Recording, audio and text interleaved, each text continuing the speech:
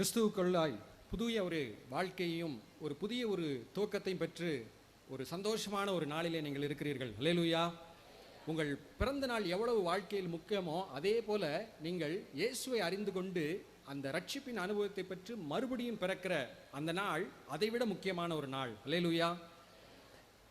இதுவரைக்கும் உங்களுடைய வாழ்க்கை எப்படி இருந்ததோ எங்களுக்கு தெரியாது. ஆனால் இனி எப்படி உங்களுடைய வாழ்க்கை இருக்க போகிறது என்று சொல்லி 100% எங்களால் உங்களுக்கு சொல்ல முடியும். இந்த கையில் இருக்கிற வேதம் சொல்லுகிற சத்தியத்தின்படி நான் உங்களுக்கு சொல்லுகிறேன், இதுவரைக்கும் இருந்த வாழ்க்கை எப்படியோ இனி நீங்கள் வாழப்போகிற வாழ்க்கை இதுவரைக்கும் நீங்கள் அனுபவிக்காத சந்தோஷங்களையும் நிறைவுகளையும் அனுபவிக்க போகிறீர்கள். அல்லேலூயா. நீங்கள் தெரிந்து கொள்ள வேண்டிய ஒரு முக்கியமான ஒன்று, கிறிஸ்தவ வாழ்க்கை ரொம்ப ரொம்ப ஈஸி. சொல்லுங்கள், கிறிஸ்தவ வாழ்க்கை ரொம்ப ரொம்ப ரொம்ப ரொம்ப ஒரு ஈஸியான ஒரு வாழ்க்கை. ஏன்? இவ்வளவு நாளும் ஒருவேளை சில தப்பு செய்யக்கூடாது, நான் நல்லா இருக்கணும், ஏதோ ஒரு முயற்சி எடுத்திருப்பீங்க, தோல்வி அடைஞ்சிருப்பீங்க. ஆனால் இனி நடக்க போகிறது என்ன? இந்த ரட்சிப்பின் நாளிலே நடந்தது என்ன தெரியுமா? பைபிள் சொல்லுகிறது, நம்ம என்னைக்கு இயேசு கிறிஸ்துவை முழுமையாய் நம்புகிறோமோ நம்முடைய பழைய மனிதன் அவரோடு கூட சிலுவையில் அறையப்படுகிறான் அப்படின்னு சொல்லப்பட்டிருக்கு. என்ன அர்த்தம்? இவ்வளவு நாள் வாழ்ந்தது நீங்க, இவ்வளவு நாள் போராடினது நீங்க, இனி யார் உங்களுக்குள் வாழ போகிறார்? இயேசு கிறிஸ்து. அல்லேலூயா. பரிசுத்த ஆவியானவர் உங்களுக்குள் இருந்து வேதம் சொல்லுகிற கிறிஸ்தவ வாழ்க்கை எளிமையாய் வாழ உங்களோடு இருந்து நடத்த போகிறார். அல்லேலூயா. ரொம்ப ரொம்ப ரொம்ப ஈஸியான ஒரு வாழ்க்கை. ஒரு சிலர் நினைத்துக் கொள்கிறாங்க, கிறிஸ்தவ வாழ்க்கைனா கஷ்டம், பரிசுத்தமாக வாழ்றதுனா கஷ்டம், ஊழியம் செய்யறதுனா கஷ்டம்னு சொல்லி நிறைய பேர் நினைத்துக் கொள்கிறார்கள். நான் சொல்லுகிறேன், எல்லாமே ஈஸி. கிறிஸ்தவ வாழ்க்கை ஈஸி. பரிசுத்தமாக வாழ்றது பரிசுத்த ஆவியானவருடைய துணையோட ரொம்ப ரொம்ப ஈஸி. ஊழியம் செய்யறது ரொம்ப ரொம்ப ஈஸி. அல்லேலூயா.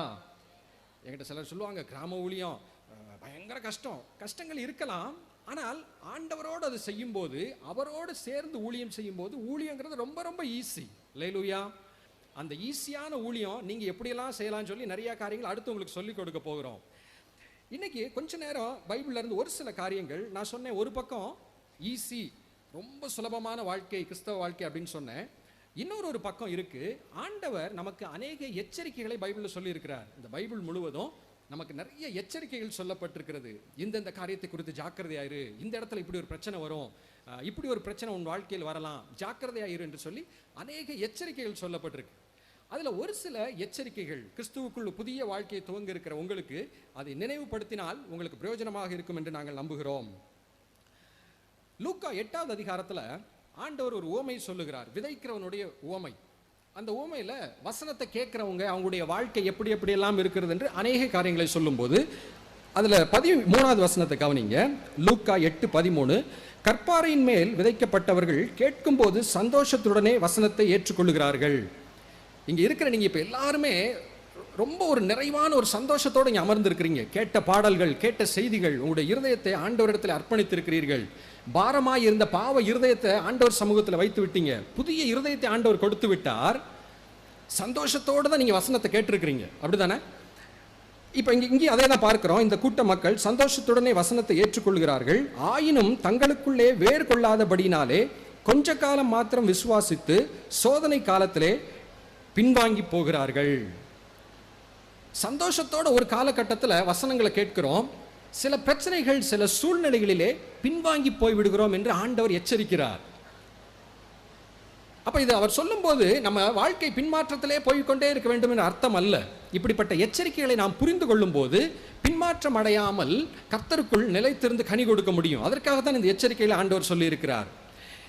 இன்றைக்கு துவங்கி இருக்கிறவங்களுடைய கிறிஸ்தவ வாழ்க்கையில அடிப்படையான சில காரியங்கள் நீங்க மனதில் வைத்துக் கொள்ளணும். மிக மிக அடிப்படையான காரியங்கள். அது தெரிந்து கொண்டால் உங்களுடைய வாழ்க்கையில, கிறிஸ்தவ வாழ்க்கையில ஒரு வெற்றியுள்ள வாழ்க்கையை நீங்கள் வாழலாம். இப்படிப்பட்ட கூட்டங்களுக்கு வந்த உடனேயும் நடக்கிற பெரிய ஒரு வாலிபனுக்கோ வாலிப பிள்ளைக்கோ வருகிற பெரிய பிரச்சனை, நிறைய தீர்மானங்கள் எடுக்கிறோம். ஊழியம் செய்யணும், பரிசுத்தமா இருக்கணும், அன்பா இருக்கணும், எல்லா தீர்மானங்கள் எடுத்து இப்படிப்பட்ட கூட்டங்களிலிருந்து போறோம். போன பின்னாடி நம்ம செய்ய போற, ஒருவேளை நம்ம விழப்போகிற முதல் பாவம் அது ட்ரமாட்டிக்கா இருக்கும். அது ஒரு ட்ரௌமேட்டிக்கா இருக்கும். ஐயோ, இப்படிலாம் தீர்மானம் எடுத்துட்டு வந்திருந்தேன் இந்த கூட்டத்தில், இன்னைக்கு இப்படி ஒரு தவறு செய்து விட்டேனே என்று சொல்லி ஒருவேளை உங்களுக்கு வரும் நாட்களிலே ஒரு சோர்வு, ஒரு பாவம் உங்களுடைய வாழ்க்கையிலே போராடலாம். இதில் தெரிஞ்சு கொள்ள வேண்டிய விஷயம் என்ன? என்றைக்கு இயேசுவை ஏற்றுக்கொள்கிறீர்களோ, அவர் உங்களுடைய இருதயத்தில் வருகிறாரோ, உங்களுடைய பழைய பாவங்கள் எல்லாம் மன்னிக்கப்பட்டிருது. பரிசுத்த ஆவியானவர் வருகிறார், பரிசுத்தமாய் வாழுவதற்கான விருப்பத்தை உங்களுக்குள் வைக்கிறார். பாவம் செய்யறதே பிடிக்காது. சின்ன தப்பு செஞ்சாலும் கவலையா இருக்கும். ஆனால் தெரிந்து கொள்ள வேண்டிய ஒரு விஷயம், நமக்குள் மாம்ச சுபாவம் என்று ஒன்று இருக்கிறது என்று பைபிளில் சொல்லியிருக்கு. அது என்ன? தப்பு செய்ய நம்மளை தூண்டுகிற ஒரு சுபாவம் நமக்குள் இருந்து கொண்டே இருக்கும். ரட்சிக்கப்படுறதுக்கு முன்னாடியும் அந்த சுபாவம் தான் நம்மளை ஆண்டு கொண்டிருக்கும். இன்னைக்கு அந்த சுபாவம் நம்ம விரும்ப மாட்டோம், ஆனால் அப்பப்போ அது நம்மளை தவறுக்குள்ள வழி நடத்துவதை போல இருக்கும். இதற்காக தான் ஆண்டவர் மார்க் சுவிசேஷத்தில் சொல்லுறாரு, ஆவி உற்சாகம் உள்ளது தான், மாம்சம் பலவீனம் உள்ளது அப்படின்னு சொல்றாரு. எல்லாருக்குள்ள போராடுகிற ரெண்டு சுபாவம். நம்ம யாருக்குமே தப்பு செய்யணுங்கிற ஆசை கிடையாது. ஏதாவது போய் தப்புல மாட்டிக்கிட்டு கஷ்டப்படணும் வாழ்க்கையில் அப்படின்னு சொல்லி யாருக்குமே நமக்கு விருப்பம் கிடையாது. ஆனால் நம்முடைய விருப்பத்தை மீறி தவறுகளுக்குள் விருந்து விடுகிறோம். கவலை கண்ணீருக்குள் நாம போய் மாட்டிக்கொள்கிறோம். அப்போ அதுக்கு ஆண்டவர் சொல்லுகிற பதில் அந்த மார்க் 14:38 வாசிச்சு பார்த்தீங்கன்னா, விழித்திருந்து ஜெபம் பண்ணுங்கள் என்று சொல்லுகிறார். அல்லேலூயா. ரொம்ப ஈஸியான ஒரு டிசிப்ளின், கிறிஸ்தவ வாழ்க்கையின் மிக மிக அடிப்படையான ஒன்று, விழித்திருந்து ஜெபிக்கிறது. ஜெப வாழ்க்கை. ஜெபம் என்றால் என்ன? ஒரு சின்ன பிள்ளை மிட்டாய் வேணா அப்பா அம்மாட்ட கேட்குது, நம்ம ஆண்டவர்கிட்ட நமக்கு தேவையானதை கேட்குறோம். இதுதான் ஜெபம். அல்லேலூயா. நிறைய பேர் இந்த ஜெபிக்கிறதுனா கஷ்டமோ, ரொம்ப நேரம் ஜெபிக்க முடியல அப்படின்லாம் கவலைப்படுறவங்க இருக்கிறாங்க. நான் சொல்கிறேன், நமக்கு இருக்கிற நெருங்கிய நண்பர்கள், க்ளோஸ் ஃப்ரெண்ட்ஸ், அவங்க கூட நேரம் செலவழிக்கிறது நமக்கு நேரம் போகிறதே தெரியாது. எவ்வளோ நேரம்னாலும் பேசுவோம், ராத்திரி தூங்காமல் கூட ஃபுல்லாக பேசிகிட்டே இருப்போம். அறிய வேண்டிய ஒரு விஷயம், நம்மை படைத்த தேவன் நம்மளோட ஒரு ஃப்ரெண்டாக, நண்பனாக இருக்க விரும்புகிறார். அல்லேலூயா. ஆபிரகாமை குறித்து யாக்கோபு நிருபத்தில் எழுதப்பட்டிருக்கு, அவன் தேவனுடைய சிநேகிதன் எனப்பட்டான். He was called a friend of God என்று எழுதப்பட்டிருக்கிறது. உங்கள் இங்கே இருக்கிற ஒவ்வொருவருக்கும் தேவன் வைத்திருக்கிற சித்தம் என்ன? அவருடைய பிள்ளையாக ஏற்றுக்கொண்டார். அது ஒரு பக்கம். ஒரு நண்பனாக உங்களோடு நெருங்கி உங்களுடைய வாழ்க்கை முழுவதும் உங்களோடு இருக்க விரும்புகிறார். அதற்கு ஒரே தேவை என்ன? ஜெபம். ஒரு நண்பனோடு நேரம் செலவழிப்பதை போல நம்மையில் பிரியமாய் இருக்கிற, நம்மை படைத்த தேவனோடு உறவாடுகிற நேரம்தான் ஜெபம். தினசரி கொஞ்ச நேரம் ஒரு இடத்துல போய் ஜெபிக்க வேண்டும் என்று தீர்மானம் எடுங்கள். ஒரு இடத்தை குறியுங்கள். சில நேரங்கள் ஜெபம் பண்ண முடியாது, அப்படியே அன்றைக்கு ஜெபமே ஓடாது, அப்படிப்பட்ட நாட்கள் வரலாம். ஆனால் அந்த ஒரு குறிப்பிட்ட இடத்துல, அந்த குறிப்பிட்ட நேரம் அங்கே போய் இருக்க வேண்டும் என்று சொல்லி தீர்மானித்து விட வேண்டும். சில நாட்களில் ஆண்டவருடைய பிரசன்னத்தை அதிகமாக உணரும். ஏற்ற தாழ்வுகள் இருக்கும், ஆனால் அதை நாம் ஒழுங்கும் கிரமமாய் வாழ்க்கையில் வைத்து விட்டால் கிறிஸ்தவ வாழ்க்கை வாழ்றது ரொம்ப ஈஸி. நம்மளோடு போராடுகிற அந்த மாம்ச சுபாவத்தை அனுதினமும் ஜெயித்து விடுவோம். சில விளைவினங்கள் இருக்கும், ஐயோ இந்த ஒரு விஷயத்தில் நான் எப்பயுமே தப்பு செஞ்சிடறேன் அப்படின்னு சொல்லி நமக்குள்ள எல்லாருக்கும் ஒரு பட்டியல் இருக்கும். இந்த ஒரு விஷயத்தில் தவறி விடுகிறேன், அதை தினசரி என்ன செய்யணும்? ஆண்டவரே இந்த இடத்துல எனக்கு இப்படிப்பட்ட ஒரு மாம்ச சுபாவத்தில் நான் தினமும் விழுந்து விடுகிறேன், இன்றைக்கு அதில் நான் விழுந்து விடாதற்கு எனக்கு உதவி செய்ய என்று சொல்லி அதை கருத்தாய் சொல்லி ஜெபிக்கும் போது நீங்கள் அதை கஷ்டப்பட்டு மேற்கொள்ள மாட்டீங்க. பரிசுத்த ஆவியானவர் உதவினால ஈஸியாக அதை மேற்கொண்டு விடுவீர்கள். அல்லேலூயா. ஒருவேளை கோபம் எனக்கு அடிக்கடி வரும், இந்த கோபத்தை கட்டுப்படுத்த முடியல, ஜெபித்து பாருங்க, உங்களை கோபப்படுத்துகிற சூழ்நிலைகள் வரும். உங்களுக்கே ஆச்சரியமா இருக்கும், உங்களுக்கு கோபம் வராது. அல்லேலூயா. சில நேரத்தில் எனக்கு கண்களின் இச்சை இந்த இடத்துல இப்படிப்பட்ட சூழ்நிலையில் வந்து விடுகிறதே, ஜெபித்து பாருங்க, உங்களுக்கே ஆச்சரியமாக இருக்கும், உங்களுக்கு இச்சை வராது. அல்லேலூயா. கிறிஸ்தவ வாழ்க்கையின் மிக மிக அடிப்படையான ஒன்று ஜெபம். இங்கே வந்திருக்கிற நீங்கள் ஒவ்வொருவரும் தினசரி குறிப்பிட்ட நேரம் தேவ சமூகத்தில் காத்திருந்து ஜெபிக்க ஆரம்பித்து விட்டால் உங்களுடைய வாழ்க்கை ஆசீர்வாதம் இந்த தேசம் ஏற்படும். அல்லேலூயா. அந்த ஜெபத்திற்கு இணையான இன்னொரு மிக முக்கியமான இன்னொரு காரியம், மத்தேயு 4ஆம் அதிகாரத்திலே இயேசு கிறிஸ்து இப்படியாக சொல்லுகிறார். மத்தேயு 4:4, மனுஷன் அப்பத்தினாலே மாத்திரமல்ல தேவனுடைய வாயிலிருந்து புறப்படுகிற ஒவ்வொரு வார்த்தையினாலும் பிழைப்பான். மனிதன் உணவினால் மட்டும் பிழைச்சுக்கிட மாட்டான், சாப்பிட்ற சாப்பாடுனால மட்டும் உயிரோடு வாழ முடியாது. தேவனுடைய வாயிலிருந்து புறப்படுகிற ஒவ்வொரு வார்த்தையினாலும் பிழைப்பான். உங்களுக்கு ஒரு சின்ன ஹோம்ஒர்க் கொடுக்குறேன். நாளைக்கோ இல்லை நாளை நின்னோ போய் நீங்கள் விரும்பினா ஒரு 2-3 நாள் சாப்பிடாமல் இருந்து பாருங்க, ஒரு வாரம் சாப்பிடாமல் இருந்து பாருங்க, 10 நாள் சாப்பிடாமல் இருந்து பாருங்க, உயிரோடு இருந்துருவோமா? சந்தேகம்தான். சரி, சாப்பிடாம நாட்கள் செல்ல செல்ல செத்து போயிடுவோம். ஆவிக்குரிய வாழ்க்கையில் இந்த பைபிள் தினசரியாக நம்ம ஒழுங்கும் கிரமும் வாசிக்காவிட்டால் உங்களுடைய ஆவிக்குரிய உள்ளான மனுஷன் செத்து போயிடுவான். இதில் என்ன ரிஸ்க்னா, சாப்பிடாம இருந்தால் உடனே தெரிஞ்சிடும், டயர்டாக இருக்கும் தெரிஞ்சிடும், ஐயோ கை நடுங்குது, பசிக்குது, வயிறு எரியுதுன்னு தெரியும். ஆனால் இந்த உள்ளான இந்த வசன வாசிக்காட்டி அது உடனே தெரியாது. ஆனால் அது அதை விட பெரிய ஆபத்து. முதலாவது ஜெபத்தை குறித்து சொன்னேன். அடுத்தது ஆண்டவர் சொல்லுகிறார், நம்முடைய ஆவிக்குரிய வாழ்க்கைக்கு, நம்முடைய சரீரத்திற்கு உணவு எவ்வளவு அவசியமோ, சாப்பாடு எவ்வளவு அவசியமோ, அதே போல் நம்முடைய உள்ளான ஆவிக்குரிய மனிதனுக்கு நம்ம கையில் கிடைத்திருக்கிற விலையேற பெற்ற தேவனுடைய வார்த்தை பைபிள் தினசரி வாசிக்க வேண்டும். நிறைய வாசிக்கணும், ஆசையாக வாசிக்கணும். இந்த பைபிளை பற்றி ஒரு சின்ன ஒரு இன்ட்ரடக்ஷன் சொல்கிறேன். ஒரு தேவனுடைய மனிதன் எப்படி சொல்றார்? God has given a enjoyable book அப்படின்னு சொல்றார். தேவன் நமக்கு ஒரு அனுபவித்து சந்தோஷமாய் வாசிக்கக்கூடிய வகையிலே அருமையான ஒரு புத்தகத்தை கொடுத்திருக்கிறார் என்று சொல்லுகிறார். இதில் வெறும் ஆலோசனைகள் மட்டும் கிடையாது. அப்படியே நீங்கள் எடுத்து படிச்சு, நான் முதல்ல பைபிள் வாசிக்கும் போது எனக்கு பொழுது போகாமல் தான் நான் பைபிள் வாசித்தேன். பைபிள் வாசிக்கணும், அதில் நல்லது இருக்குது அப்படிலாம் தெரியாது. வேறு கதை புக்கெலாம் இல்லாமல் சும்மா ஒரு நாள் பைபிள் எடுத்து வாசித்தேன். நல்லா இருந்துச்சு. ஆபிரகாம்னு வர்றாரு, சாரான்னு ஒருத்தங்க வர்றாங்க, பிள்ளை பிறக்குமா பிறக்காத, ஒரு மெகா சீரியல் மாதிரி இன்ட்ரெஸ்ட்டாக போகுது. நிறைய பேர் மெகா சீரியல் நாளைக்கு என்ன வரப்போகுதுன்னு பதற்றத்தோடு காத்திருப்பாங்கல்ல, அது மாதிரி ஒரு இன்ட்ரெஸ்டிங் ரியல் இன்சிடென்ட்ஸ், உண்மையான சம்பவங்கள், நடந்த காரியங்கள் தேவன் பரிசுத்த ஆவியானவர் இங்கே எழுதி வைத்திருக்கிறார். உண்மை சம்பவங்கள், வரலாறு, கவிதை நிறைய இருக்குது. ஃபிலாசபி, தத்துவங்கள், அழகழகான தத்துவங்கள் நிறைய இருக்குது பைபிளில். நடைமுறை ஆலோசனைகள் இருக்குது. ஒவ்வொரு நாளும் நம்முடைய வாழ்க்கையிலே நடைமுறையாய் நாம் சந்திக்க வேண்டிய பிரச்சனைகளை எப்படி மேற்கொள்வது, எப்படி சந்தோஷமாய் வாழ்வது, வியாதி வந்து விட்டதா, உனக்கு எங்கே பரிகாரம் இருக்கிறது, எல்லாவற்றுக்கும் இந்த பைபிளில் பதில் இருக்கு. தினசரி இரவும் பகலும், சங்கீத 1 சொல்லப்பட்டிருக்கு, இரவும் பகலும் வேதத்திலே தியானமாய் இருக்கிற மனுஷன் பாக்கியவான்னு இருக்கு, அவன் செய்வதெல்லாம் வாய்க்கும்னு இருக்கு. பைபிள் வாசிக்கிற டிசிப்ளின் ரெகுலராக அவங்க லைஃப்ல இருக்கும்போது நீங்க தவறிட முடியாது. ஆண்டவர் உங்களோடு பேசிக்கொண்டே இருப்பார். ஏதோ ஒரு முக்கியமான சிச்சுவேஷன், தீர்மானங்கள் எடுக்கணும். இந்த பக்கம் போகவா, அந்த பக்கம் போகவா, இந்த வேலைக்கு போகவா, அந்த வேலைக்கு போகவா, தீர்மானம் எடுக்க வேண்டிய வேலைகளில் சுலபமாக தீர்மானங்கள் எடுப்பீங்க. ஐயோ, அந்த ஒரு பாவம் என்னோட போராடி கொண்டிருக்கிறது, எப்படி மேற்கொள்ள, உங்களுக்கு பதில் இங்கே இருக்கிறது. இந்த பைபிளை மட்டும் நீங்கள் படிச்சிட்டீங்கன்னா நீங்கள் தாங்க உலகத்திலே ஞானி. இன்னைக்கு அநேக விஞ்ஞானிகள் என்ன சொல்கிறாங்க, எதேதோ கண்டுபிடிச்சிட்டோம், சீக்கிரமாக கண்டுபிடிச்சிருவோம், அந்த உலகம் எங்கேருந்து வந்துச்சு, எங்கே போக போது நாங்கள் கண்டுபிடிக்க போகிறோம். இவங்கெல்லாம் தேவனை நம்புகிற ஒரு இருதயம் இல்லாதவர்கள். அவங்க என்ன சொல்கிறாங்க, நாங்கள் கண்டுபிடிச்சிருவோம் சீக்கிரமாக, எதுக்காக இந்த உலகத்தில் நம்ம வந்தோம், எப்படி மனுஷன் இந்த பூமியில் தோன்றுனான்னு நாங்கள் சீக்கிரமாக கண்டுபிடிச்சிருவோம்னு சொல்லிக்கிட்டே இருக்கிறாங்க. நம்ம ஏற்கனவே கண்டுபிடிச்சிட்டோம். அல்லேலூயா. எங்கேருந்து வந்தோம் தெரியும், தேவன் நம்மை படைத்து விட்டார். இந்த பூமியில் எப்படி வாழணும்னு தெரியும், நமக்கு அவர் வசனம் கொடுத்து விட்டார். எங்கே போக போகிறோன்னு முக்கியமாக தெரியும். இந்த உலகத்தில் எதை வேணும்னாலும் பணத்தை வச்சு சமாளிக்கலாம். நிறைய ரூபா இருந்துச்சுன்னா எத்தனையோ பிரச்சனைகளை உண்மையிலே சமாளிக்கலாம். சாவுன்னு வரும்போது சங்கூதரனால யாரும் ஒன்றும் செய்ய முடியாது. ஆனா வசனத்தை அறிந்தவன், இயேசு கிறிஸ்து சொல்லுகிறார், என்னை விசுவாசிக்கிறவன் மரித்தாலும் பிழைப்பான்னு சொல்றாரு. மரணத்துக்கு பின்னாடி ஒரு வாழ்க்கை இருக்குங்கிற ஒரு நிச்சயம் இந்த வேதத்தை வாசிக்க வாசிக்க கிடைக்கும். மரண பயம் மாறிடும். நிறைய பேருக்கு வயோதிபத்தை குறித்து பயம். ஐயோ, வயசான பிறகு நான் எப்படி இருப்பேனோ, என்னை யார் காப்பாற்றுவாங்களோ, இழுத்துக்கிட்டு கிடப்பேனோ, எனக்கு சாப்பாடு போடுவோம். நிறைய பேருக்கு பயம். மரணத்துக்கு பின்னாடி என்ன ஆகும், அந்த பயங்கள் எல்லாம் இந்த வசனத்தை வாசிக்க வாசிக்க மாறும். ஜெபம், வேத வாசிப்பு, இந்த ரெண்டை உங்க வாழ்க்கையில நீங்க தினசரி வைத்துக் கொண்டீர்களானால் நீங்கள் ஒரு வெற்றியுள்ள கிறிஸ்தவன். அல்லேலூயா. அடுத்து அதோட தேவையான இன்னொன்று, பிரசங்கி புத்தகத்திலே ஒரு அழகான வசனம் இருக்கிறது. பிரசங்கி 4:9-10. ஒண்டியா இருப்பதிலும் இருவர் கூடியிருப்பது நலம், அவர்களுடைய பிரயாசத்தினால் அவர்களுக்கு நல்ல பலன் உண்டாகும். ஒருவன் விழுந்தால் அவன் உடனாளி அவனை தூக்கி விடுவான், ஒண்டியா இருந்து விழுகிறவனுக்கு ஐயோ, அவனை தூக்கிவிட துணை இல்லையே. ஜெபம், வேத வாசிப்பு ஒரு அடிப்படை கிறிஸ்தவனுக்கு தேவையான முதல் 2 காரியங்கள். மூன்றாவது, நமக்கு ஒரு ஐக்கியம் தேவை. நான் பயங்கரமாக ஜெபம் பண்ணுவேன், ஆண்டவர் என் கூட வந்து பேசுவார், எனக்கு வரங்கள்லாம் கிரியை செய்து, நல்லது. நீ ஒரு ஐக்கியத்தில் இருக்க வேண்டும். நானும் இயேசு கிறிஸ்துவும் இருக்கும், எனக்கு யாரும் தேவையில்லை அப்படின்னா பெருமை என்ற அர்த்தம். நம்ம ஒரு சரீரம், கிறிஸ்துவின் சபைக்கு கிறிஸ்துவின் சரீரம் என்று ஒரு பெயர் உண்டு.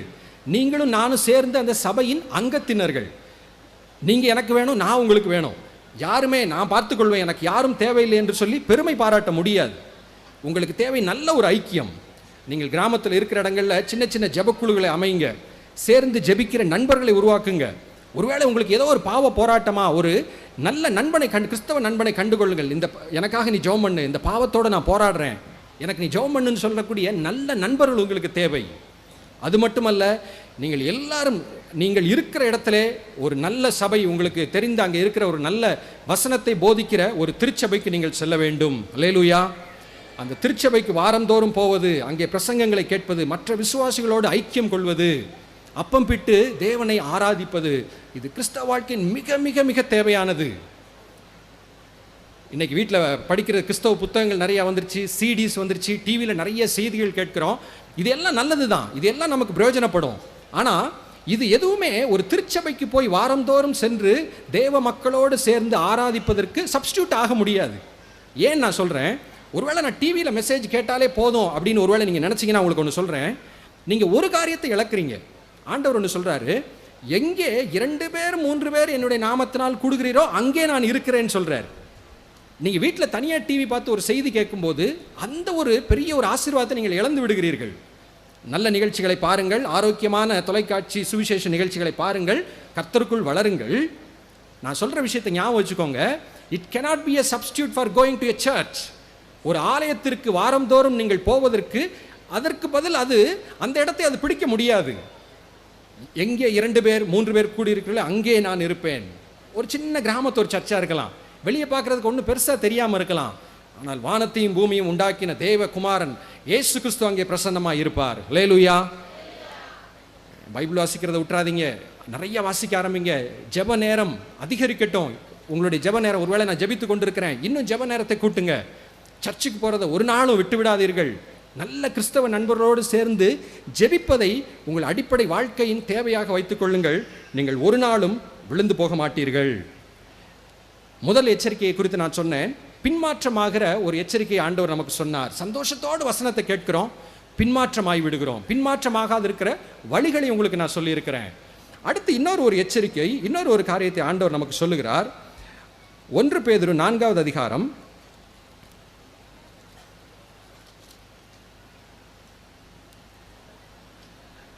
1 பேதுரு 4 வசனம் 3-4 கவனிங்க. சென்ற வாழ்நாட்காலத்திலே நாம் புறஜாதிகளுடைய இஷ்டத்தின்படி நடந்து கொண்ட போதும் அப்பொழுது நாம் காம விகாரத்தையும் துர் இச்சைகளையும் நடப்பித்து மதுபானம் பண்ணி களியாட்டு செய்து வெறி கொண்டு, அந்த தவறான பாவ உலக வாழ்க்கைகளெல்லாம் சொல்லிட்டு 4வது வசனத்தில் அவர் சொல்கிறாரு, அந்த துன்மார்க்க உலையிலே அவர்களோடு கூட நீங்கள் விழாமல் இருக்கிறதுனாலே அவர்கள் ஆச்சரியப்பட்டு உங்களை தூஷிக்கிறார்கள். ஒரு உத்தம கிறிஸ்தவனா இந்த உலகத்தில் நீங்கள் ஒரு வாலிபர்களாக இருக்கிறீங்க, நீங்கள் படிக்கிற உங்கள் பள்ளிகளோ கல்லூரியிலோ அல்ல வேலை பார்க்குற இடத்துல உங்களுக்கு ஒரு சவால் காத்திருக்கிறது. அது என்ன? உங்களை எல்லாரும் கேலி பண்ணுவாங்க. அல்லேலூயா பார்ட்டி வந்துட்டான்டா அப்படின்னு சொல்லலாம், இல்லை இயேசு கிறிஸ்து வந்துட்டாரப்பா தோத்திரம் போடுங்கப்பா அப்படின்னு சொல்லி கேலி பண்ணலாம். இந்த உலகம் நல்லவர்களை அங்கீகரிப்பதில்லை. ஏதாவது அவார்டு கேள்விப்பட்டிருக்கீங்களா? இவர் ரொம்ப நல்லவர், நியாயமாக இருப்பார், வாழ்க்கையில் குடும்பத்தில் அன்பாக இருப்பார், மரியாதையாக எல்லாத்தையும் இருப்பார்னு சொல்லி யாருக்காவது அவார்டு கொடுக்குறத பார்த்துருக்கிறீங்களா? இல்லை. நான் ஸ்கூலில் படித்த நாட்களை நினைவு கூறுகிறேன். சிலர் ஸ்கூலில் இவன் தான் ஹீரோ அப்படிங்கிற மாதிரி ஒரு சிலர் இருப்பாங்க. அவங்க தனியாக ஸ்கூலில் தெரிவாங்க, எல்லா விஷயத்துலையும் முன்னாடி இருப்பாங்க. அவங்க நிச்சயமாக ஒரு நல்ல கேரக்டர் இருக்காது. நான் படித்த ஸ்கூலில் என் அனுபவத்தை சொல்கிறேன். நான் படித்த அந்த செட்டில் ஒரு பையன், அவன் தான் அந்த ஸ்கூலில் ஹீரோ. அவனா எல்லாருக்கும் தெரியும். அவன் என்ன ஸ்பெஷாலிட்டி அப்படின்னா, அவன்கிட்ட இல்லாத கெட்ட பழக்கமே இருக்காது. வாரம் தலைக்கு விதவிதமான ஒரு டை முடிக்க அடிச்சுட்டு வருவான். அவன் போடுற ட்ரெஸ்ஸு உலகத்தில் எங்கேயுமே இருக்காது, ரொம்ப கேவலமாக இருக்கும். அவன் தான் ஸ்கூலில் ஹீரோ. இந்த உலகம் யாரை அங்கீகரிக்கிறது? விகற்பமானவர்களை, தவறானவர்களை உயர்த்துகிறது. உண்மையாக வாழ்கிறவங்க, பரிசுத்தமாக வாழ்கிறவங்க, நியாயமாக இருக்கிறவங்கள அற்பமாக எண்ணுது. ஒரு கிறிஸ்தவனாக இருந்து லஞ்சம் வாங்கலே கேலி பண்ணுவாங்க, பிழைக்க தெரியாதவன் சொல்லுவாங்க. ஆனால் இப்படிப்பட்ட உலகத்திலே உண்மையாய் வாழ நாம் அழைக்கப்பட்டிருக்கிறோம். மறுபடியும் சொல்கிறேன், பாவ வாழ்க்கை பார்க்கறதுக்கு அட்ராக்டிவாக இருக்கும், கலர்ஃபுல்லாக இருக்கும், இன்ட்ரெஸ்டாக இருக்கும், கிளர்ச்சியாக இருக்கிற மாதிரி இருக்கும். எல்லா பாவத்தோட தன்மை அதுதான். சிகரெட் நல்லா இருக்கிற மாதிரி இருக்கிறனால தான் அதை குடிக்கிறாங்க. விபச்சாரம் நல்லா இருக்கிற மாதிரி இருக்கிறனால தான் ஒருத்தன் தவறு செய்கிறான். எந்த பாவமும் கவர்ச்சியாக இருப்பதனால்தான் அதை விரும்பி போகிறார்கள். ஆனால் முடிவு மரணம். ஆனால் உண்மையாக இருக்கிறது, பரிசுத்தமாக இருக்கிறது பார்க்கறதுக்கு உப்பு சப்பில்லாத மாதிரி இருக்கும், என்ன பெரிய இதா அப்படிங்கிற மாதிரி இருக்கும். ஆனால் உண்மை, நீதி, பரிசுத்தம், அன்பு, இதுதான் வாழ்க்கையின் சமாதானமான ஒரு முடிவை கொண்டு வரும். அல்லேலூயா. ஒருவேளை சிகரெட் அப்படின்னு ஒரு காரியம் வரும்போது யாராவது கேட்கலாம், பைபிளில் சிகரெட் குடிக்கக்கூடாதுன்னு வசனம் இருக்கான்னு கேட்கலாம். உண்மையிலே இல்லை. அப்போ சிகரெட் குடிக்கலாமா? பைபிளில் வேண்டியதே இல்லை. உங்களுக்கு எங்கேயாவது கீழே ரோட்டில் சிகரெட் டப்பா இருந்தால் எடுத்து பாருங்கள். ஒரு பாதி பக்கத்துக்கு ஒரு படம் இருக்கும், ஒரு நுரையீரல் லங்ஸ் படம் போட்டு கேன்சர்னால நீ செத்து போவன்னு ஒரு வாக்கு தத்துவம் அங்கே இருக்கும். இதுக்கு பைபிள் வேறு தேவையா உங்களுக்கு? அந்த டப்பாலேயே செய்கிறவனே போட்டானே. இந்த டப்பாவை இப்போ ஆஸ்திரேலியாவில் இருக்கிறதுல லேட்டஸ்ட் ஒரு ரூல் போட்டிருக்கிறாங்க. அந்த படம் இருக்கிறதுலே அகோரமாக இருக்கணும். புகைப்பிடித்து இறந்தவனுடைய ஒரு சரீரம், ஏதாவது கால் அழுகி போயிருக்கும், முகம் விகாரமாகி வாயில் கேன்சர் வந்து செத்து போயிருப்பான், அந்த மாதிரி ஃபோட்டோ போட்டு எவ்வளவுக்கு எவ்வளவு அசிங்கமான ஒரு படம் கிடைக்குமோ, அகோரமான படம் கிடைக்கும்னு சொல்லி தேடி அவங்க போட்டிருக்கிறாங்க. எப்படியாவது இதை பார்த்தாவது தப்பித்துக் கொள்ளட்டுமே என்று சொல்லி. இதுக்கு பைபிள் ஆலோசனை தேவையில்லை. பஸ்ஸில் வரும்போது ஒரு டவுன் பஸ்ஸில் ஒரு விளம்பரம் இருந்துச்சு, கவர்மெண்ட் பஸ்ஸில் ஒரு சின்ன ஒரு ஃபேமிலி மாதிரி, ஒரு அப்பா அம்மா 2 பிள்ளைகள் இருக்கிறாங்க. அதில் வாசகம் என்ன எழுதியிருக்குன்னு சொன்னால், எங்களுக்கு எய்ட்ஸ் பயம் இல்லை, ஏனென்றால் எங்கள் உறவு திருமணம் என்ற பந்தத்துக்குள்ளே. பெரிய ஒரு விஷயத்தை கண்டுபிடிச்சிட்டாங்க. எய்ட்ஸ் வராமல் இருக்கிறதுக்கு என்ன செய்யணும்னு ரொம்ப ஒன்று கண்டுபிடிச்சிட்டாங்க. குடும்பத்துக்குள்ளே மட்டும்தான் ஆண் பெண் உறவு இருக்கணும்னு ஒன்று கண்டுபிடிச்சிட்டாங்க. இதை தானே பைபிள் சொல்லியிருக்கு. விபச்சாரம் செய்யாதிருப்பாயாக, அது ஒரு பாவம், வேண்டாம், தவறான உறவுகள் வாழ்க்கையில் உனக்கு பிரச்சனைகளை கொண்டு வரும்னு எத்தனையோ 1000 வருடங்களுக்கு முன்னாடி ஆண்டவர் நமக்கு சொல்லிவிட்டார். அதைத்தான் இந்த உலகம் நமக்கு சொல்லிக்கிட்டு இருக்கு. நான் சொன்னேன், பாவங்கள் பார்ப்பதற்கு கவர்ச்சியாக இருக்குன்னு சொன்னேன். ஆண் பெண் இந்த ஈர்ப்பு உறவை குறித்து பைபிளில் ரொம்ப நேர்த்தியாக சொல்லப்பட்டிருக்கு, தெளிவாக சொல்லப்பட்டிருக்கு. ஆண் பெண் ஆண்டவர் தான் உண்டாக்குறாரு. இவர்களுக்குள் ஒரு ஈர்ப்பை தேவன் தான் உருவாக்குகிறார். ஆனால் அந்த ஈர்ப்பு எந்த எல்லைக்குள் இருக்க வேண்டும் என்று சொல்லியிருக்கிறார்? திருமணம் என்ற எல்லைக்குள்ளே. அல்லேலூயா. ஒருவேளை எனக்கு இன்னும் கல்யாணம் ஆகலை அப்படின்னு இருக்கிறீங்க, திருமணத்துக்காக காத்திருக்கிறீங்க. நிறைய இன்னைக்கு திரைப்படங்கள், சினிமா, எல்லா கலாச்சாரங்களில் என்ன இருக்குது? இந்த லவ், காதலை தவிர வேற ஒரு தீமே அவங்களுக்கு இல்லை. இதை வச்சு படம் எடுத்துக்கிட்டே இருக்காங்க, பார்த்துக்கிட்டே இருக்கிறாங்க. ஒரு கிறிஸ்தவனுக்கு ஒரு கேள்வி, நம்முடைய வாழ்க்கையில காதல் என்பது அனுமதிக்கப்படுகிறதா இல்லையா? அனுமதிக்கப்படுகிறது. கல்யாணத்துக்கு பின்னாடி வாழ்க்கை பூரா வாழ்க்கை துணையை நேசிக்கலாம், காதலிக்கலாம். அல்லேலூயா. அது வரைக்கும், திருமண நாள் வரைக்கும் உன்னுடைய படிப்பு, உன்னுடைய வேலை, பெற்றோருக்கு நீ செய்ய வேண்டிய கடமைகள், அதுக்கே உனக்கு நேரம் பத்தாதே. பைபிள் படிக்க நேரம் இல்லைன்னு சொல்ற, ஜெபம் பண்ண நேரம் இல்லைன்னு சொல்ற, காதலிக்கு எங்கப்பா நேரம் கிடைச்சிச்சு? திருமணம் அந்த எல்லைக்குள் தேவன் எல்லா ஆசீர்வாதங்களையும் வைத்திருக்கிறார். அதை விட்டு வெளியே தேட வேண்டிய அவசியமே இல்லை. பிசாசானவன் வஞ்சிக்கிறான். கோரியோகிராஃபியில் பார்த்தோம், இளநியை கொடுத்து பந்து விளையாடுறவன்ட்ட கொடுத்துட்டாரு, பந்தை வச்சு இளநீ குடிக்கிறவன்ட்ட கொடுத்தாச்சு. ஒரே குழப்பம்தான். பாவம் எல்லாமே இப்படித்தான் குழப்பத்தை கொண்டு வரும், வேதனையை கொண்டு வரும். இந்த உலகம் நீதியை கனப்படுத்தாது, பரிசுத்தத்தை ஏளனம் பண்ணும். பொறுமையாக இருந்தீர்களானால் வெற்றி உங்களுக்கு தான். அல்லேலூயா. கடைசியாக சொல்ல வேண்டிய காரியம், மாணவர்களாக இருக்கிறீங்க, காலேஜ் ஸ்கூல்ஸில் படிக்கலாம். நீங்கள் படிக்கும்போது சில விஷயங்கள், குறிப்பாக சில சயின்ஸில் லெசன்ஸ் வரலாம். ஒரு உதாரணம், உலகம் தானாய் உண்டாயது, பிக் பேங், பெரிய வெடிப்பிலே உலகம் உண்டாயிற்று. மனிதன் ஒரு சில அணுவிலிருந்து உருவாகி குரங்காக உருவாகி குரங்க மனிதனாக மாறிவிட்டோம். பரிணாம கொள்கை, டார்வின்ஸ் எவல்யூஷன் தியரி, இப்படிலாம் நீங்கள் பாடங்கள் உங்கள் பாட புத்தகத்தில் இருக்கும். அந்த பாடத்திட்டங்களின் முடிவு என்ன? கடவுள் என்று இந்த உலகத்தில் யாரும் கிடையாது. there is no God. உலகம் தானாய் உண்டாகிவிட்டது, தானாக ஏதோ நடந்து கொண்டிருக்கிறது, இது எங்கோ போகிறது, இதுக்கு காரணம் எதுவும் கண்டுபிடிக்க முடியாது. இப்படிப்பட்ட பாடங்கள் சயின்ஸில் இருக்க போகுது. இது உங்களுக்கு பெரிய குழப்பமாக இருக்கும். ஏன்? சயின்ஸ்னாலே நம்ம நினைக்கிறோம் அதெல்லாம் லேட்டஸ்ட், நிரூபிக்கப்பட்டது அப்படின்னு நினைக்கிறோம். நிறைய இது நிரூபிக்கப்பட்டது தான். சயின்ஸ் சொல்லுது 100 டிகிரியில் தண்ணி ஆவியாகும், 0 டிகிரி 0 டிகிரியில் தண்ணி ஐஸ் ஆகும். இது சயின்ஸ் சொல்லுது, இது உண்மை. அப்போ அதே சயின்ஸ் புக்கில் இப்படி ஒரு சொல்லப்பட்டிருக்கே, அதை குறித்து என்ன? இதை குறித்து ஒரு தெளிவு உங்களுக்கு வேண்டும். நீங்கள் போகிற உலகத்திலே என்ன காரியங்களிலே உங்களுக்கு பிரச்சனைகள் வரும் என்று எச்சரித்து கொண்டிருக்கிறேன். இந்த எச்சரிக்கை குறித்து அப்போஸ்தலனாகிய பவுல் தீமோத்தேயுவுக்கு ஒரு எச்சரிக்கையை சொல்லுகிறார். 1 தீமோத்தேயு 6வது அதிகாரம் 1 தீமோத்தேயு 6:20வது வசனம் கவனிங்க. ஓ தீமோத்தேயுவே, உன்னிடத்தில் ஒப்புவிக்கப்பட்டதை நீ காத்துக்கொண்டு சீர்கேடான வீண் பேச்சுகளுக்கும் ஞானம் என்று பொய்யாய் பெயர் பெற்றிருக்கிற கொள்கையின் விபரீதங்களுக்கு விலகு. ஞானம் என்று பொய்யாய் பெயர் பெற்றிருக்கிற கொள்கையின் விபரீதங்களுக்கு விலகு. சிலர் அதை பாராட்டி விசுவாசித்து விட்டு வழுவி போனார்கள். இன்னைக்கு நிறைய உலகத்தில் இருக்கிற தவறான கொள்கைகளுக்கு உலகம் அங்கீகரித்து கொண்டிருக்கிறது. இதுதான் சரி, நாஸ்திக கொள்கை தான் சரி, கடவுள் இல்லை அதுதான் சரி, விஞ்ஞானம் சொல்லுகிற பரிணாம கொள்கை தான் சரி என்று சொல்லிக்கொண்டே இருப்பார்கள். நான் மறுபடியும் சொல்கிறேன், அது நிரூபிக்கப்பட்ட விஞ்ஞானத்தை குறித்து, அறிவியலை குறித்து போதிக்கிற புக்கில் இருக்கிறனால நம்ம கூடுதல் குழப்பம். ஒருவேளை பைபிள் தப்போ? என்னுடைய விசுவாச வாழ்க்கையின் ஆரம்பத்தில் நாம் ரொம்ப போராடின, ஸ்ட்ரகிள் பண்ண இது கடவுள்லாம் கிடையாது, சயின்ஸ் தான் கரெக்ட். இப்படி நிறைய புத்தகங்கள் வாசித்து, பைபிள் தப்புன்னு புத்தகங்கள் வாசித்து, ஆரம்பத்தில் இயேசு கிறிஸ்து இருதயத்தில் வந்த பின்பு கூட, பாவ மன்னிப்பின் நிச்சயத்தை பெற்ற பின்பு கூட இந்த பைபிளை பார்க்கும்போதெல்லாம் சந்தேகமாக இருக்கும். ஆதியிலே தேவன் வானத்தையும் பூமியும் படைத்தார். அப்படியா? நம்ம இவ்வளோ நாள் படித்த புக் இப்படியே, அந்த கொள்கையில் இப்படி சொல்லிச்சே, பைபிளில் இது தப்புன்னு சொல்லிச்சே. ஆரம்பத்தில் ரொம்ப ஸ்ட்ரகிள் பண்ணேன். ஆனால் படிக்க படிக்க நான் கண்டு கொண்டது, பைபிளில் விஞ்ஞானத்துக்கு விரோதமான ஒரு வார்த்தை கிடையாது. அல்லேலூயா. பூமி உருண்டையா இருக்கு அப்படின்னு சொல்லி வாஸ்கோ டாமா கண்டுபிடிச்சார். பூமி ஒரு தடவை சுற்றி வந்தார் கப்பலில்.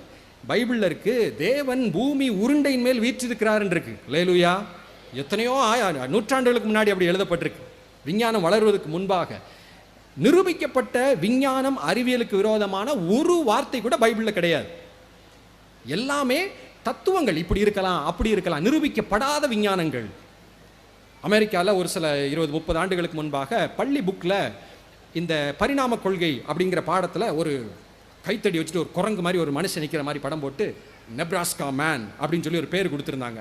அமெரிக்காவில் நெப்ராஸ்கா அப்படிங்கிற பகுதியில் கிடைச்ச ஒரு எலும்பை வச்சு இது குரங்கிற்கும் மனிதனுக்கும் இடையே உள்ள ஒரு விலங்கு என்று சொல்லி, அப்போ டார்வின் சொன்னதான் உண்மைன்னு சொல்லி பாடப்புஸ்தகத்தெல்லாம் சேர்த்துட்டாங்க.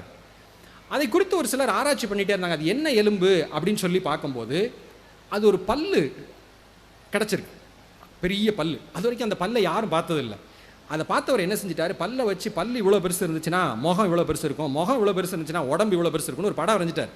அதை ஸ்கூல் புக்கில் சேர்த்துட்டாங்க. அதை இந்த மாதிரி பல்லு இதை பற்றிலாம் தெரிஞ்ச ஒரு நல்ல ஒரு பயாலஜிஸ்ட் அதை பின்னாட்களில் பள்ளியிலலாம் சேர்த்த பின்னாடி கண்டுபிடிச்சாரு. அந்த பல்லு ஒரு அழிந்து போன காட்டு பன்றியின் பல். ஒரு பண்ணி பல்லை வச்சு ஒரு மனுஷனை உருவாக்கிட்டாங்க. ஐயா, கொள்கைகள் நம்மை வஞ்சிக்க பிசாசானவன் எத்தனையோ வழிகளை வைத்திருக்கிறான். ஆனால் ஒன்று தெரிந்து கொள்ளணும், நம்ம இன்னைக்கு வாழ்க்கையில் அனுபவிக்கிற எத்தனையோ ஆசீர்வாதங்கள், ஃபேன் ஓடுது, கரண்ட் லைட் எரியுது, வெளியே வேன் நிற்குது, டீசலில் கார் போகுது, எல்லா நமக்கு அனுபவிக்கிற எல்லா ஆசீர்வாதங்களுக்கும் சயின்ஸுக்கு ஒரு முக்கியமான இடம் இருக்குது, விஞ்ஞானத்திற்கு, அறிவியலுக்கு. அதனுடைய பின்னணி என்னன்னு சொல்லி ஒரு சில நூற்றாண்டுகளுக்கு பின்னாடி நம்ம பார்த்தோன்னு சொன்னால், இதற்கு காரணமான அனைத்து விஞ்ஞானிகளும் படைப்பை நம்பினவர்கள். அல்லேலூயா. உலகம் தானா உண்டாச்சுன்னு சொல்லி அவங்க நம்பல. ஒரு தேவன் இந்த உலகத்தை படைத்திருக்கிறார். அவர் படைத்தபடியினால் உலகம் சரியா இருக்கும். தண்ணி எப்போ சுட வச்சாலும் 100 டிகிரியில் தான் சுடும். ஒரு விதி, நியூட்டனின் விதி இருக்குன்னா அது என்னைக்குமே சரியா இருக்கும். ஏன்? தேவன் படைத்த உலகம் என்கிற நிச்சயத்தோடு அவங்க ஆராய்ச்சிகளை தொடங்கினார்கள், காரியங்களை நிரூபித்தார்கள். அல்லேலூயா. ஒரு சில உதாரணங்களை சொல்கிறேன். இன்னைக்கு நம்ம சேட்டலைட், வானத்தில் சேட்டலைட்லாம் சுற்றிக்கிட்டு இருக்கு. நம்ம ஈஸியாக வீட்டில் டிஷ் டிவியில் பார்க்குறோம், செல்ஃபோனில் கம்யூனிகேட் பண்ணுறோம், நாடுகளுக்கு நாடு நம்ம பேசிக்கொள்கிறோம். இந்த சேட்டலைட்டுக்கு எல்லாம் பின்னணி கெப்லர், ஜோஹனாஸ் கெப்லர் என்று சொல்லக்கூடிய விஞ்ஞானி. இவர் தான் ஆஸ்ட்ரானமி, வானியலை மிக தெளிவாய் கற்று அந்த அஸ்திவாரங்களை போட்டவர். அவர் ஒரு படைப்பை நம்பிய ஒரு விசுவாசி. அல்லேலூயா. அடுத்து பாஸ்கல் அப்படின்னு ஒரு சயின்டிஸ்ட் இருந்தார். நீங்கள் பார்த்தீங்கன்னா இன்னைக்கு ஒரு வாரத்துக்கு முன்னாடி வந்தீங்கன்னா அந்த கிரவுண்டெல்லாம் ஜேசிபி புல்டோசருங்கிற மிஷினை வச்சு க்ளீன் பண்ணிட்டு இருந்தோம். பார்த்துருக்கீங்களா? ஜேசிபி மஞ்சள் கலரில் ஒரு பெரிய கையை வச்சு தோண்டும். உங்கள் வீட்டிலலாம் குழாய் போட வாய்க்கால் தோட வந்திருக்கும். அது இயங்குற அந்த ஹைட்ரோஸ்டாட்டிக்ஸ் என்கிற பிரின்சிபிளை கண்டுபிடித்தவர் இந்த பாஸ்கல். அல்லேலூயா. சரி, கம்ப்யூட்டர், செல்போன் கையில் வச்சிருக்கிறோம், டச் ஸ்க்ரீன் ஆயிடுச்சு. இதுக்கெல்லாம் அடிப்படை கம்ப்யூட்டர். இந்த கம்ப்யூட்டருக்கு தகப்பன் என்று சொல்லப்பட்டவர் சார்லஸ் பாபேஜ். அவர் ஒரு விசுவாசி. அல்லேலூயா. இன்னைக்கு சொல்லிக்கிறாங்க சயின்ஸ் மதத்தை எல்லாம் தூர மூட நம்பிக்கைகளை எரிந்து விட்டது, அதெல்லாம் பழங்கால கட்டுக்கதைகள் என்று சொல்லி தெரியாமல் சொல்லி கொண்டிருக்கிறார்கள். நம்ம அனுபவிக்கிற எல்லா ஆசீர்வாதங்கள், விஞ்ஞானத்தின் ஆசீர்வாதங்களின் அஸ்திவாரத்தை போட்டவர்கள், வேதத்தை நம்பியவர்கள். இந்த உலகம் படைக்கப்பட்டது, ஒரு தேவன் இந்த படைக்கப்பட்ட உலகத்தின் பின்னணியில் இருக்கிறார், அதனால் எல்லாம் சரியா இருக்கும் என்கிற கொள்கையினோல் ஆரம்பிக்கப்பட்டது. அல்லேலூயா. அப்போ நீங்கள் ஞாபகம் வைத்துக் கொள்ள வேண்டிய அந்த காரியம் என்ன? திடீர்னு ஒரு பைபிளை சந்தேகப்படும்படி யாராவது ஏதாவது பேசுகிறாங்க, பாடங்களில் படிக்கிறீங்க, ஏதோ ஒரு டிவி நிகழ்ச்சிகளை பார்க்குறீங்க, பைபிளை தப்புன்னு பார்க்குறீங்க, கலங்கிறாதீங்க. நிரூபிக்கப்பட்டாச்சு. உங்களுக்கு ஒரு சந்தேகம் இருந்துச்சுன்னா அதை குறித்து ஜெபம் பண்ணிகிட்டே இருங்க. அதை விளக்கக்கூடிய ஒரு நபரை ஆண்டவர் உங்களுக்கு அனுப்புவார். ஏதாவது புக்ஸ் உங்களுக்கு கிடைக்கும், ஏதாவது இடத்துல இருந்து உங்களுக்கு பதில் வந்துவிடும். சின்ன சின்ன சந்தேகங்களில் அப்படியே உங்களுடைய விசுவாசத்தை நீங்கள் என்ன செய்யக்கூடாது? விட்டுவிடக்கூடாது. தவறான ஞானத்தை குறித்து ஜாக்கிரதையாக இருங்கள். அதோடு கூட இன்னும் ஒன்று, இயேசுவை ஏற்றுக்கொண்டோம், பைபிளை படிக்க ஆரம்பிக்கிறோம். திடீர்னு உங்கள் வீட்டுக்கு யாராவது வருவாங்க. உதாரணத்துக்கு ஒரு சர்ச்சுன்னு சொல்லிக்கொண்ட ஒரு கூட்டம் இருக்கிறாங்க. அவங்க அழகழகான ட்ராக்ஸ்லாம் கொடுப்பாங்க. அவங்க புக்ஸ் பார்த்தா ரொம்ப அழகாக இருக்கும். அவங்க என்ன சொல்லுவாங்க அப்படின்னு சொன்னால், நம்ம பைபிளில் வணங்குற இயேசு கிறிஸ்து பிதாவாகிய தேவனுக்கு சமமானவர். யோவான் சுவிசேஷத்தில் முதல் அதிகாரத்தில் முதல் 2 வசனங்களை பார்க்குறோம். அவர் தேவனாக இருந்தார் அப்படின்னு சொல்லி வசனம் இருக்கும்.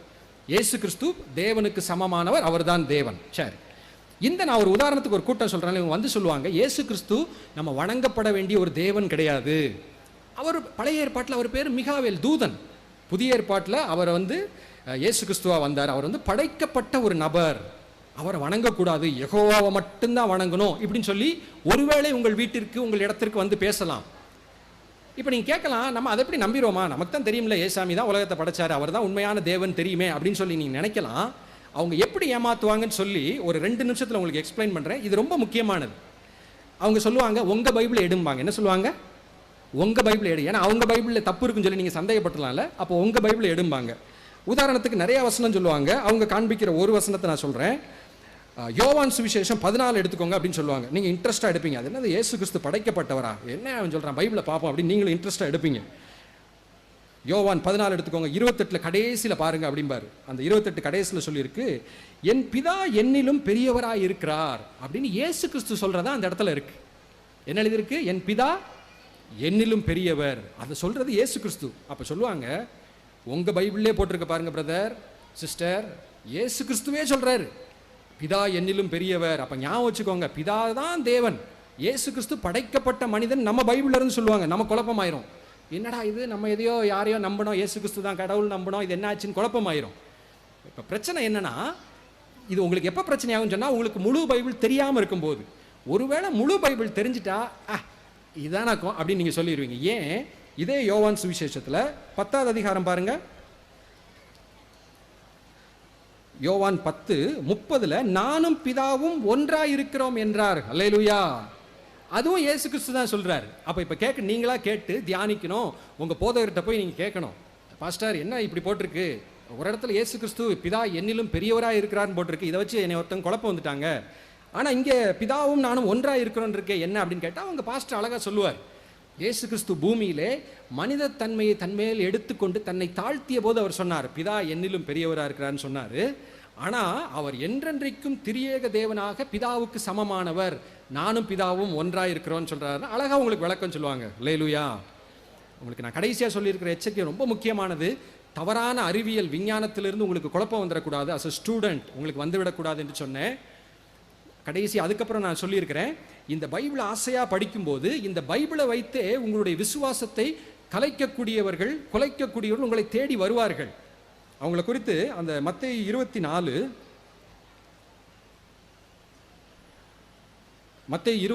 சீஷர்கள் கேட்பாங்க ஆண்டவர்கிட்ட, கடைசி காலத்தின் அடையாளங்கள் என்ன எங்களுக்கு சொல்லணும்னு கேட்கும்போது ஆண்டவர் முதல்ல சொல்லுவார், உங்களை யாரும் ஏமாற்றி விடாதபடிக்கு எச்சரிக்கையாயிருங்க அப்படின்னு சொல்லுவார். 4வது வசனத்தில், ஒருவனும் உங்களை வஞ்சியாதபடிக்கு எச்சரிக்கையாயிருங்கள்.